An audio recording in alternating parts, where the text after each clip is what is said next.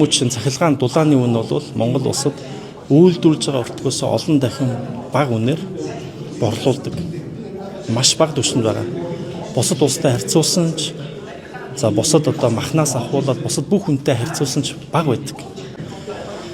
Эрчим хүчний үнийг эрчим хүчний зохицуулахороо засгийн газраас их хурлаас ч эрчим хүчний сайдаас ч хамааралгүйгээр тогтоодог. Энийг онцож хэлэх нь зүйтэй. Яагаад гэвэл эрчим хүчний үн бол эрчим хүчний үйлдвэрлэж байгаа өртөг болон иргэдэд очиж байгаа дарамт, аж ахуйн нэгжид очиж байгаа дарамт, мөн эрчим хүчний салбарынхны тэр бүтээж байгаа орлого өртгийг нь тооцоод цаашдаа засварлыг хийх үз байхад тэр дундыг нь олж тогтоох хэрэгтэй байдгийг. Тэгээ эрчим хүчний зохицуулахаар тогтоодог. Зүгээр өөрсдөө мэдээлэл хийсэн ямар ч нэг 5 орчим хувиар нэмсэн.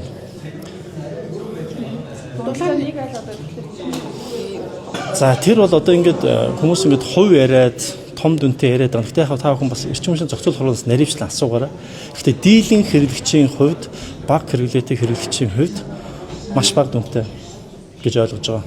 1000-аас 2000, 3000 төгрөгийн асуудал баг. Яг үнэндээ бол юуны хувьд том хэрэглээтэй, дулааны алдагдал ихтэй, жишээлбэл том хаусыг цахилгаанаар халаадаг ч юм уу.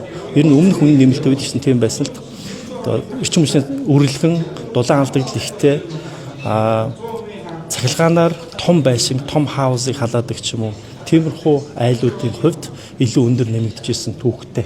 Энэ удаадаа яг ямар хэрэглэгч ямараар нэмэгдэх вэ гэдгийг эрчим хүчний зохицуулахаас нарийн тоон асуугаарай. Миний ойлгож байгаа бидний баримтлагын зарчим бол яг нийт иргэдэд дарамт багтаа. Нэмлээ гэдэг ингээд шуугилдаад байгаа боловч яг ингээд тулаад ингээд тооцоод үзэх юм бол тэр тийм том дүнтэй биш байх хэвээр. Зохицуулах орноос нэмээ гэдгийг хэлсэн юм шүү дээ, тийм. Тэгээд зарласан. Эрчим хүчний үнийн асуудлаас болоод бас салбарын ажилчдын цалингийн асуудал явагдсан. Одоо ер нь салбарын ажилчдын цалин бас нэмэх боломж болцоо байгаа. Бид нар цалин мөнгө нэмэхээс өмнө энэ салбараа усах хэрэгтэй. Эрчим хүчийг хязгаарлагдаггүй болох хэрэгтэй байна. Засвар үйлчлэгээ хиймээр байна.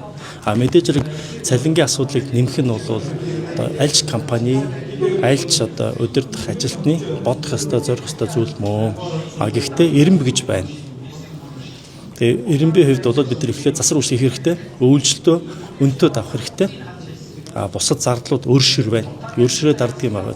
Тийм юм хийх хэрэгтэй. Хоёрдугаарт манай энэ салбар бол төрийн алба биш шүү. Эмч багш нар шиг биш. Төрийн өмчөд хувьцаат компаниуд. Өөрөөр хэлбэл аж ахуйн тооцоон дээр ажиллаад, ашигын төлөө ажиллаад, эрчим хүч дулаан цахилгаан үйлдвэрлээд тэрнийхээ хэмжээгээр орлогоо олоод цалингаа тавьдаг. Энийг хариуцдаг гүйц захирлууд байдаг. Төлөөлөл өндөрт зүйл байдаг. Компани байдаг.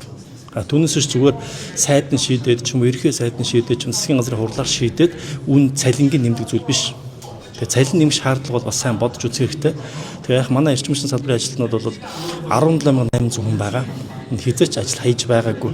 Яагаад гэвэл Монгол улсын галыг манжаа өөргөө ухамсарладаг, ийм маш хариуцлагатайгаар ажилладаг, өдөр шөнөгүй ажилладаг ийм салбар байгаа.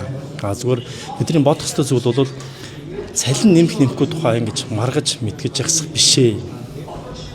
Харин яаж энэ салбарын үр ашиг дээшлүүлэх юм? Яаж энэ эрчим хүчээ чанартай болгох юм?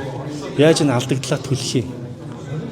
Яаж үр ашигтай ажиллах юм? Зардлаа яаж хэмнэх юм? Энэ бол бидний эхний зорилт байх ёстой юм аа. Цаашдаа мэдээж хэрэг энэ компаниуд үр ашигтай болоод үн тарифын зохистой түвшинд очоод өртөг талаасаа ч иргэдэд хүрж байгаа дарамт талаасаа ч ингээд зохистой түвшинд очоод бүгдийн дундын эрх ашигыг хамгаалсан түвшинд очиж чадах юм бол бид нар цалингаа нэмэх бол асуудал биш байхгүй. Тэгэхээр одоо бид нар ойрын асуудлаа шийдээгүй гэж цалин нэмэх тухай ярих нь би бол зохисгүй гэж бодож байна.